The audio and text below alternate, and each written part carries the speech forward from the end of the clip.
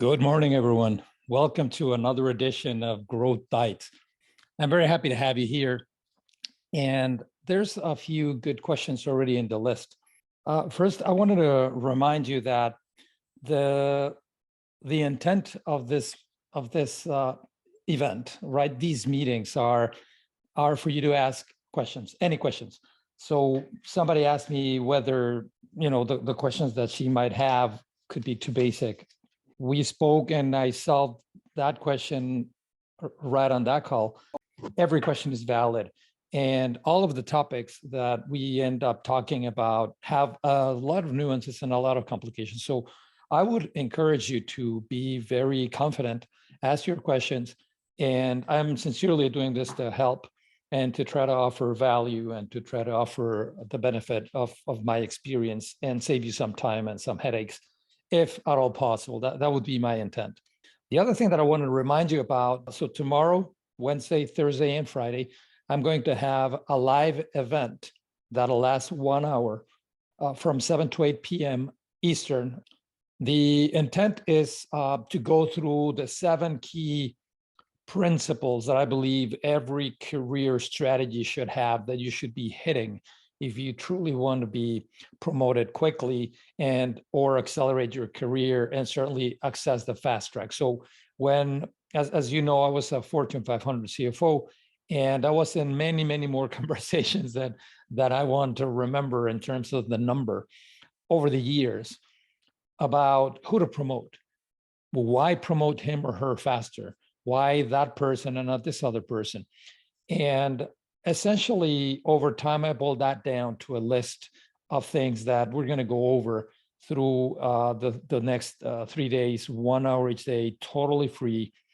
And I really encourage you to join or invite anybody who you believe could benefit to join. Ask them to go to www.buildyourgrowthchallenge.com. That's going to take you to a landing page where I think you just need to put in your email and fill in your information. And with that, you will be inducted into the list for the event. So it's free. There's a lot of value. Previous editions, everybody who attended was super happy. So as part of our conversations here, and I'll continue to have them every Tuesday at noon, I would think that it's a good idea for you to join. So with that out of the way, let's start with the list of questions that everybody's been sending. The first one is, I tend to let my work speak for itself. I don't like bragging. Can I choose to not have a personal brand? And this is probably impacted by the last week or two we've been delving into the topic of a personal brand. Remember, the growth that you have in the company or in your business or in your team, it's a function of the authority that you can garner, the experience and technical savvy that you develop. But ultimately, growing means accessing higher levels of leadership. So you will be evaluated, and that evaluation is going to be predicated on your personal brand. So can you choose whether to have a personal brand or not? The answer is no, you cannot. We have a personal brand, whether we like it or not. It's just like communicating. We communicate either, we communicate whether we choose to communicate or not. If you're quiet, then you're communicating that you don't want to communicate, but you're still communicating. Same with a brand. If you're deliberate and careful about cultivating your image in terms of the problems that you solve, the unique approach, the unique value add that you have, your strengths, your way of doing things in such an effective way that you're the person to call for that situation or another, then that's a very deliberate way of making sure that you're visible in the best possible way. So that's a good way. The not so good way is if you are haphazard about it, if you are not deliberate about what you do, what's your strength, who do you talk to, how do you position what you can do. So if you're just working hard, in other words, and you just don't let people know what your accomplishments are, then that could be a bad brand. It's a brand of somebody who doesn't have the push, the self-confidence, the audacity, the boldness sometimes to make sure that they're visible. And this has to be predicated on true value. So if you have things that you really are good at, that are real strengths, you should be out there promoting them, making them visible in the best possible way. So that's one thing. Personal brand, you cannot choose not to have it. You have it even if you like it or not. And since that's the case, you might as well do it such a way that it'll be a positive, good personal brand. Part two of this question is, I don't like bragging. How do I let my work do the talking? The answer is, why would you do that? Right? So don't think that your work on its own is going to carry the weight of making you visible and of building your brand. It won't. If you are doing something that's truly good, that's truly unique, that is truly constructing on something that is important for the company, and even if it's not a major key initiative, you should be out there saying that you did it. There's nothing wrong with that. It's not unjustified self-promotion, it's not bragging, and it's not immodest. But sincerely, if you don't toot your own horn, nobody will. Pardon my voice, it's a little quirky, I don't know why. But that's the truth of it, is if you don't sing the praises of the things that you do, nobody will. You own your career, you own your image. You go out there, if you do things that are good, make sure that the right stakeholders are aware of what you did, the value, the impact, the problem that you solved. This is, again, part of your brand. So I really encourage you to be deliberate about creating that brand and then making sure that every single thing that you do that supports that brand statement is known to the right people. Okay? Thank you for the question. Let me go to the next one. Okay. This is a good one. Hey, but before I go into this question, let me remind you, go to slido.com, www.slido.com. And if you enter code 3335128, that's the code for this one conversation that we're having. You can see all of the questions that I'm looking at, and you can vote them up. So if there's one in there that you like more than others, you can definitely vote it up so that I address it first. Or if you have something in your mind that you want me to address and it's on the list, you can always type it in there and I'll get to it if time permits. So the second one is what to do if your employee starts to outshine you. It's a good question. It's a delicate topic. It's delicate because it requires balance. Your job as a manager, as a leader, is to make sure that your people are visible. You should be preparing your team, and particularly the stars within your team, to take your job, to go past you, to grow. That's the hallmark of a truly exceptional leader, is you need to prepare people to, be better than you and surpass you. You should be surrounded by people who are smarter than you to begin with. Now, that's one thing. Another different thing is something that you need to assess going into the situation. First of all, is this shine that your employee has, that you're feeling is starting to be brighter than yourself, is it justified? Is it based on actual results, on actual performance? That's the first thing to ask, right? Because the one thing that you want to impress on your team, certainly that you should have very clear for yourself, is that self-promotion, brand building are not based on promotion, on personal relationships. They are based on your results, on actual, true, tangible improvements, contributions that you make. So if that's the case with your employee, then great. All you need to do is have a conversation with them about the fact that it might be damaging for the rest of the team if they're too aggressive in their self-promotion, for example. It also might be that he or she is creating a situation that could be uncomfortable for you or awkward for you if they're sharing more information with, say, somebody superior to you, your boss, than with you. Because the risk in that situation is that you're walking down the hallway or you're walking into a meeting and your boss asks you about something that he or she has every right to ask about, but that might still not be ready for discussion. And or he or she might have information that's still not final or that you're not aware of. And being blindsided is, I think, not the best way to conduct business. So you want to discuss that with your star employee. Let me be positive, and I'm assuming that there's substance behind what they self-promote that you think is starting to outshine you. So tell that person that it's your job to make them grow, to make them develop, and that they should not blindside you, even if it's unwittingly, even if it's not intentional. So that's one thing. Then the other, talk about the impact that it has on your team, because there might be other, excuse me, people in it. Pardon my voice again.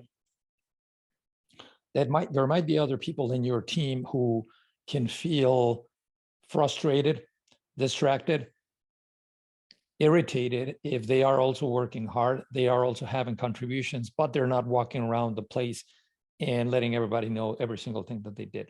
This does not fly in the face of the answer that I just gave about you got to toot your own horn.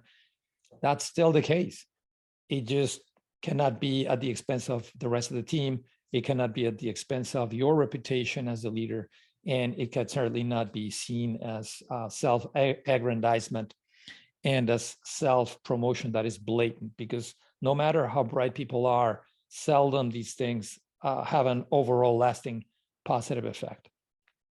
Okay, so that's the first thing is get comfortable with, is it justified? Then is it overly aggressive?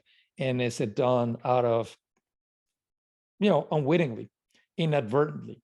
Is this just the style of the person? Give them the feedback. Always be biased toward more communication than less, and always give them the benefit of the doubt. You should just make sure that they know that you're not a lid. You're not going to keep them there. Your job is to develop them. If on their own merits, if it's all fair, they do outshine you, they eventually surpass you, then great, you did a fantastic job. You should feel pretty good about yourself. I myself have at least a couple of people who that happened with, and I'm super, super proud of them and super happy of the things that they accomplished. So that's your role as a leader, is making sure that your people develop, but it's also making sure that the rest of your team follows along, and you don't you don't want to look like you're out of it either, right? So that's the conversation that you need to have with your team member. Thank you for that question, and hopefully I was not overly abundant in my response. Okay, the next one is it okay to ask for more responsibility at work?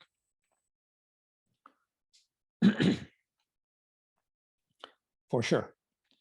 It is totally okay. In fact, if you believe that you can do more, that your contribution could be bigger, it's a great conversation to have. And I would say that the only thing is make sure that it's a respectful conversation.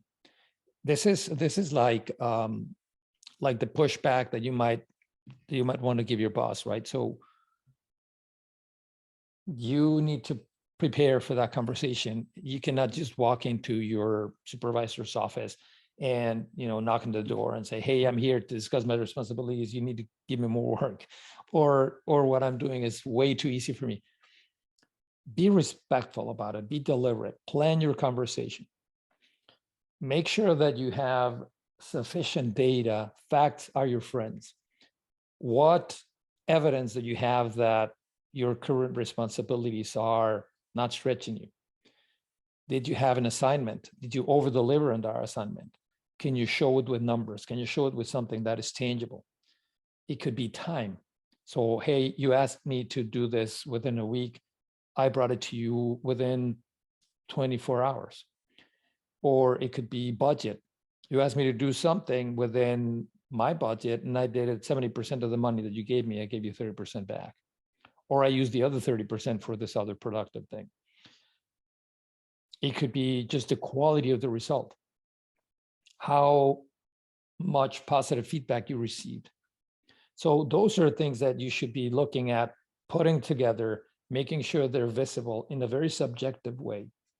And you need to also make sure that you have a good, let's say in your mind, you should have a script for that, how that conversation is going to go.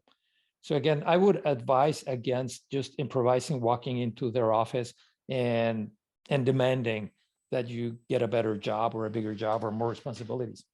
You should prepare for that conversation, have your data, your docs all in a row, and agree on a time. Ask your supervisor whether you could have that conversation, set a meeting, prepare for that meeting with your evidence, rehearse it in front of a mirror. There's nothing wrong with that. You're not going to seem crazy. You're just going to seem more prepared. And I would recommend that you particularly rehearse the opening paragraph in your conversation. Hey, Jane. Hey, John. Thank you for seeing me. I wanted to have a discussion with you and get your sense or get your view as to my current responsibilities. I wanted to suggest that I can help you with more things, that I can probably take more things off of your shoulder. And then you go into your arguments, right? It's got to be respectful. Be ready for a disagreement. Your boss could say, no, I don't think you're ready yet. I think that even though you see it as something that is done at 110%, call it quality savings, et cetera, time, they could still not see that you're ready for more, and they could be justified.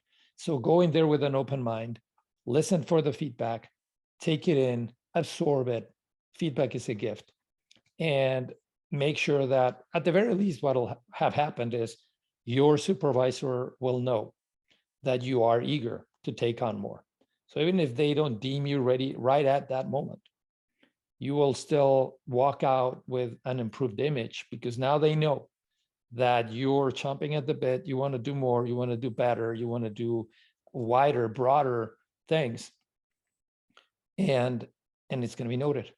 But it's got to be a productive conversation. So that would be how I would approach it. It's totally okay. It's expected. The people that I admired the most in my teams were people who helped me make sure that they were assigned the right amount of work that would stretch them and that would develop them. So this is a perfectly normal, healthy conversation. You should be having it. Okay, this is a good one, and it kind of touches on my CFO fibers. What elements should a business plan that I want to take to my management have? So the question here is, you have a project, an initiative, something, and you need approval for it. I'm assuming by how you worded your question that you're going to need funds for it. You're going to need resources. So call it money, call it time, call it people, a team, or support. This is a great conversation to have too, right? So by having a good, structured, well-planned, well-articulated conversation about the benefits that your proposed initiative is going to have, you are enhancing your brand. See how this all works together? So you're going to be able to enhance your brand. You might also be able to push the boundaries of your responsibilities outward with your project. So that also goes to the one about asking for more responsibilities.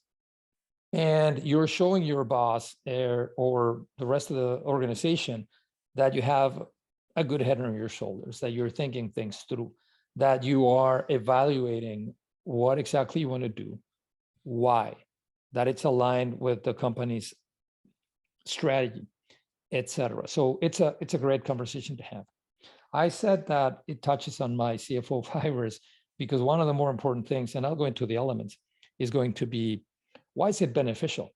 Why should I spend money on this? And what are you going to give me as a result? When I was CFO, I saw myself as chief investment officer, not as chief financial officer in the sense of just controlling the purse, right? The strings of the purse, or not just making sure that costs were under control. That's a given. That is part of your job. But I really was more excited about the chief investment officer aspect of my role. And that is, money produces more money when spent wisely. So if you're going to go to your boss financially solid your proposal is probably one of the most important pieces of that. So here's what I believe your business plan should have if you're going to take it to management. First of all, an executive summary. So you cannot walk in there with a treatise that is 29 pages long just to get introduced. You have to have a very clear idea of what you want to accomplish, why you want to do that, what's the initiative, what are the buttons or the levers that initiative will help you push, or the company, and what's the benefit. So that should be communicated in your mind. You should be prepared to do that in 30 seconds in whatever elevator ride lasts in your company. Then you should have a very clear articulation of what it is, why you're trying to do it, what the benefits are, what the investment is. So these are the 4 things that at the very least your executive summary should contain. Then you need to also identify who your clients are. Who are you going to be benefiting? Why is that initiative for? What type of customer or client? What's their need? What are you answering to? What are the channels that your product is going to be distributed along? So if it's a product, right? Are you going to be using retail, like mom and pop stores? Are you going to be using large format stores like Walmart or others?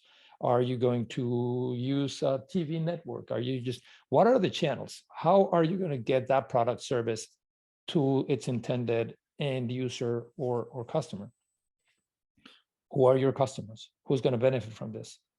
You need to have a very good identification of who your target is. It cannot just be people who want to pay me money. We all want to do that. It should be, what age are they? What do they like to do? What is their problem? Why is that a problem? How do you solve that problem? So it should all be articulated in a way that is very, very clear for your management member to see that you know exactly who you're going to be launching that product or the service for. It could be an internal customer. It doesn't need to be external. So we talked about the summary. We talked about the channels. We talked about the customers. Obviously, the financials. So what are your projections? Why do you believe that you're going to sell more? So first of all, what are you going to sell more of? How does that affect your current lineup if it's a product? How does that affect your current portfolio of services if you have that? How much is your projection of the income that you're going to generate with that, the revenue rather than the income at this point? What is that going to do to other products or services that you already provide? Is there any cannibalization effect? So you should be talking a lot about that. What do you want to do? What's your target? Why you think that's a benefit? Why you think you're going to sell as much as you're going to sell? And then that leads into the financials, right? So that volume of sales, first of all, can you produce it? Why do you think you can? Where is it going to be produced, etc.? What is the cost? That'll give you the gross margin. With that gross margin, you plan to spend it how? How much are you going to use for advertising? How much are you going to use for sales expenses? How much are you going to use to deliver the product? What's the bottom line? So what's the profit before taxes? And at the very least, this profit before taxes, you should convert it into actual cash flow. How are you going to collect the money from whatever it is you're going to sell? And once you take into consideration when the cash goes out in the form of the investment, the expenses, etc., and when the cash comes in forms of collections, you need to construct a good NPV analysis, right? So I'm just saying NPV is as the most obvious metric, but there's a number of ways that you can analyze that stream of cash flows. When do you invest? When do you receive money? And what type of rate of return does that give you? Is it better to put the money in the bank or to invest it in your initiative? Is it better to just reduce the size of a team as opposed to spending money in your initiative, given the benefits that is going to promise? So you have to have a very good understanding of what's going to happen. Then the other thing is the resources. That's already reflected in your financials, but you should also have a very clear understanding of what you need and what you need it for. You need more people. What for? What are they going to do? Where are you going to place them? What are the risks? You need equipment. When are you going to buy it? Do you have a supplier? Why are you happy with the quotation that that supplier might have given you for the cost of that equipment or of that service? All of these things you need to have a very, very good understanding of. And you need to be able to summarize that in your document. And every element that I just mentioned, you need to make sure that it's percolated up to the executive summary. So you need to be able to have these things handy, top of mind when you have the conversation. The other one is any other risks.